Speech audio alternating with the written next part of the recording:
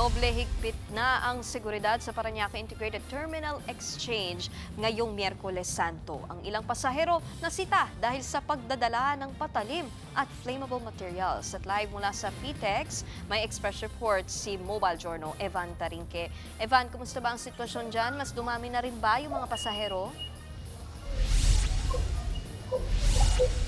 Nikki, huling araw ng pasok ngayon bago ang long weekend para sa paggunita ng Semana Santa. At ramdam na dito sa PITX ang pagdagsa ng mga pasahero na uuwi ng kanilang probinsya. Inaasahan na aabot sa halos 200,000 pasahero ang dadaan dito sa terminal. Kaya naman mahigpit na ang seguridad sa loob at labas ng PITX. Nakapwesto na ang mga pulis habang nakaantabay din ang mga medical station sakali may mangailangan ng agarang tulong. Nag-inspeksyon na kanina ang opisyal sa Office for Transportation Security at Bureau of Fire Protection. Nag-ikot na rin kanina sa loob ng terminal si NCRPO Regional Director Police Major General Anthony Aberin para inspeksyonin ang seguridad sa terminal. Sa mga oras na ito, wala naman namomonitor na threats ang NCRPO. Pero sa kabila niyan, naka-heightened alert pa rin ang kapulisan. May mga ticket booth din na kapansin-pansin na ang humaba ang pila ng mga pasaherong humahabol sa kanilang biyahe.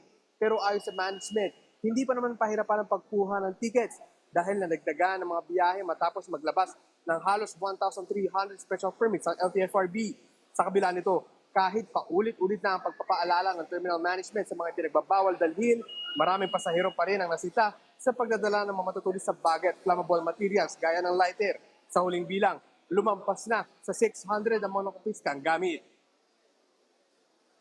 Nikki, inaasahan naman na muling sisikip ang sitwasyon dito sa Linggo at Lunes sa pagbalik naman yan ng mga bayahero dito sa Metro Manila matapos ang Semana Santa. Nikki? Yan ang express report ni Mobile Journal Evan Tarinque live mula sa PTEX. Mga kapatid, Nikki de Guzman po. Para sa pasada ng mga rumaratsyadang balita, mag-follow at mag-subscribe na sa social media pages ng News 5.